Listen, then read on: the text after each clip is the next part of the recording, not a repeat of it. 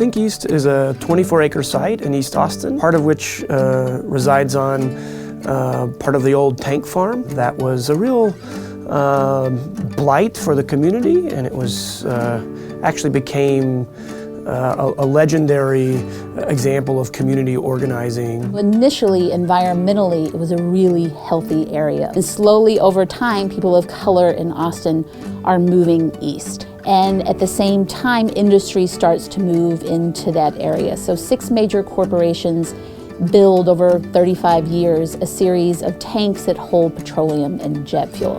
And in the 80s, it becomes very clear that those tanks and that fuel, that they're leaking into the groundwater supply and slowly poisoning the neighborhood. The closure of the tank farms caused almost an earthquake in the oil industry. I mean, you basically had people who didn't have a lot of power and weren't, politically connected or wealthy, who staged big protests that got more and more support from the community and shamed the oil industries. I mean, it was a real David and Goliath story. The developers, Robert Summers and Richard Ibarra, have partnered with the City of Austin and Fusebox, as well as TBG and Fred Schmidt, who's a local entrepreneur. We've all come together to try and create a really participatory imagining and planning process to help design the future of this 24-acre site. So the living charrette is just the sort of Fusebox element among with other sort of community elements